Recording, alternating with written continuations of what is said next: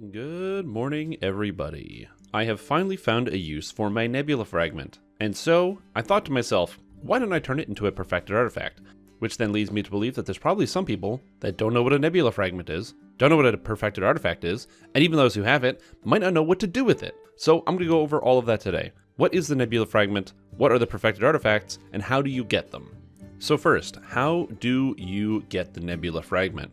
Well, you get it by running the Saltmarsh. Any chest in Legendary Saltmarsh can drop a Nebula Fragment. However, this item is the rarest item in the entire video game with the lowest drop rate of any item in the game.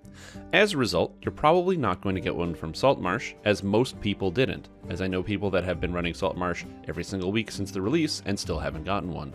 However, there is a faster path. At the legendary Altar of Rituals in the 12 next to Lahar, where you upgrade your items from epic to legendary, you can now trade in for a Nebula Fragment for the cost of 100 star fragments and 500 threads of fate. Now, the star fragments are fairly simple to get. All you have to do is run around in Saltmarsh and do the sagas, and then threads of fate are gotten from raids. If you don't have any star fragments, you can actually trade them in for pack ingredients from some of the older packs. However, bear in mind, you cannot complete the Nebula Fragment and get your perfected artifact unless you own Saltmarsh. You need to own Saltmarsh because one part of the quest is you have to actually go to Saltmarsh. Now you might be wondering, what do you mean by quest? Well, once you have your Nebula Fragment, the first thing you need to do is bring it to Lahar in the 12. Lahar will tell you that you have an object of great power and will give you the Star Fragments frame, at which point you need to go on a magical journey all around Eberron to find all of the different fragments and put them in the frame. And you do so by clicking on the special altars found in a bunch of old quests and areas. There are 8 different ones you have to collect, and they are in the following locations. The first one is in the Sands of Menechtarun Wilderness. It's all the way in the southwest corner of the map. You basically just go the way you would normally go to get to Chains of Flame, and then, instead of turning across the bridge to go up the mountain, you just keep hugging the wall, and eventually you will find the Star Altar just hiding around a corner. Again, once you get to these altars, you just have to click on them. You don't have to do anything else, you just click on it once you have the frame, and will automatically put the fragment into your inventory that you need.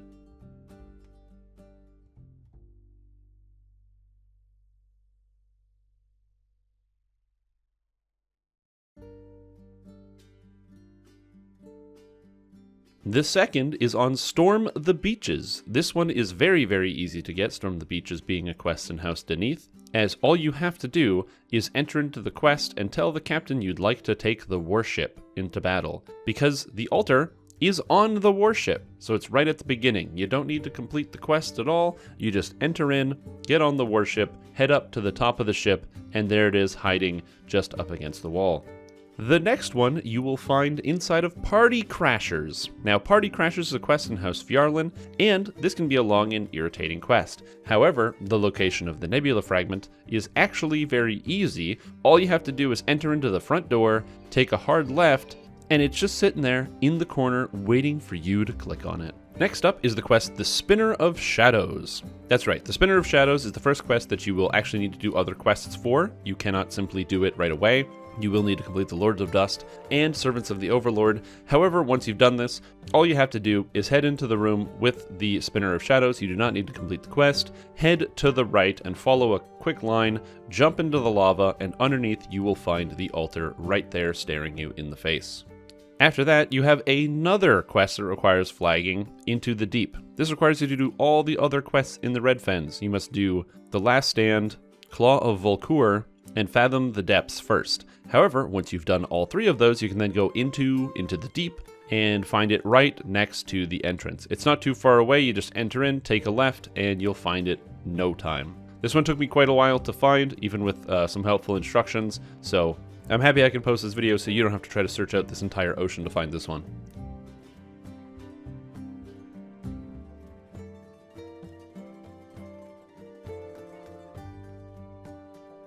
And the last of the easy ones is in the Saltmarsh Wilderness. This one is very, very easy to find.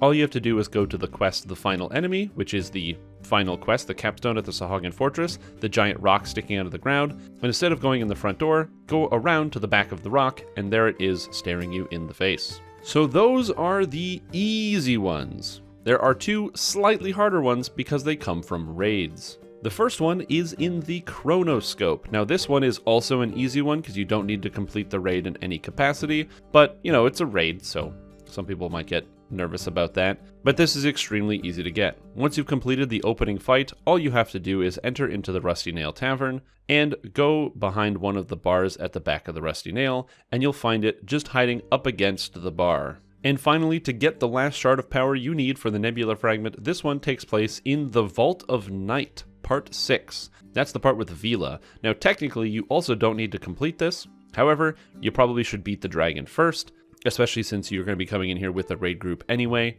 Once you are in here, you want to feather fall underneath the main platform. So you need feather falling for this. Don't come in here without feather falling.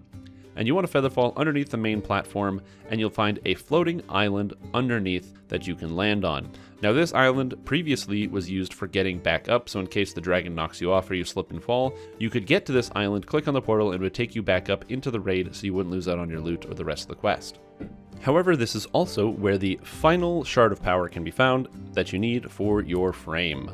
Now once you have all of them, you can return to Lahar, and he will give you the option to buy any of the perfected artifacts. Now the perfected artifacts, to actually get them, you have to trade in the legendary version of the item. All of these artifacts are items that are based off of the legendary upgrade system that came with Saltmarsh.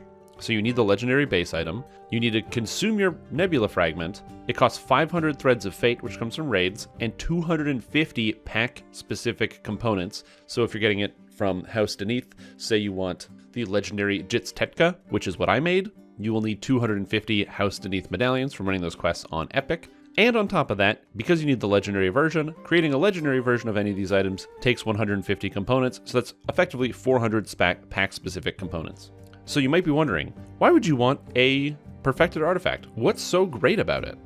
Well, the perfected artifacts are good in 2 ways. First, they get 4 filigree slots. Now, before the Isle of Dread, this was the only way to get 4 filigree slots on a minor artifact, and however, all the Isle of Dread artifacts have 4 filigree slots, so they are fairly comparable. However, another benefit of the perfected artifacts is a lot of them have unique effects that can't be found anywhere else in the game, or they just have a million billion effects. As an example, the perfected Jits Tetka, which is the bracers that I want, have Wisdom, which is pretty standard for an artifact, but they have Insightful Sheltering and Insightful Resistance, 2 very, very valuable effects. Exceptional Wisdom, a unique effect that is not found anywhere else in the entire game, and a stance effect that gives you bonus power depending on the monk stance that you're in, which again is unique to this specific item. There are a lot of cool effects on the minor artifacts, but the perfected artifacts go a different layer and give you so many cool options. However, getting one can be kind of cumbersome. Realistically, all of the perfected artifacts are pretty good and have some value. The only ones I would say I would not recommend are the perfected goggles of time sensing, because they're barely better than the legendary ones, and there's better goggles if you want Insightful Wisdom anyway, like the Raven Eye goggles among other things. And the perfected Bloodstone. Now the Bloodstone, the legendary Bloodstone, is an absolutely fantastic item. Making it a perfected artifact gives you no bonus. All it gives you is 4 filigree slots. Now, if you can't fit any other artifact, I guess you could use the perfected Bloodstone to get the 4 filigree slots, but there are so many good artifacts in Dungeons & Dragons Online, and with Isle of Dread coming out with the artifacts that you can customize pretty much entirely and add whatever stats you want to them at the highest stat grade in the game, I can't imagine it would be a good idea to use the perfected Bloodstone. However, all the other perfected artifacts are absolutely fantastic. And if you happen to find a Nebula Fragment, or you can see one that you want, please go ahead and farm it out, getting your starred fragments, your Threads of Fate, and get your way there. I'll leave a link below so you can go browse through all the perfected artifacts if there's any items that you think are really cool, because they took a lot of iconic items like the Twisted Talisman and the Darkstorm Helm, items that you see all the time, and gave them actually very valuable and cool effects. Now the last thing I wanted to say is something that I learned while doing this. You do not need to do this process more than once to collect all the shards of power.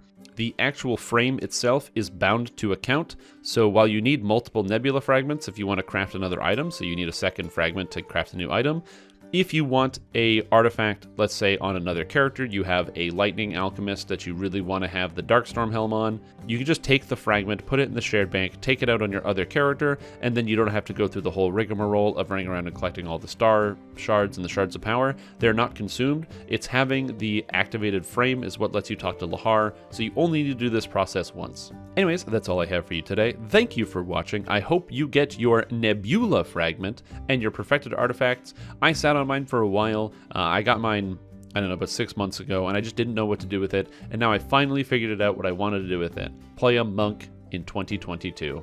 Ah, times are funny, huh? Anyways, enjoy the rest of your entire day, and I'll see you next time. Bye-bye.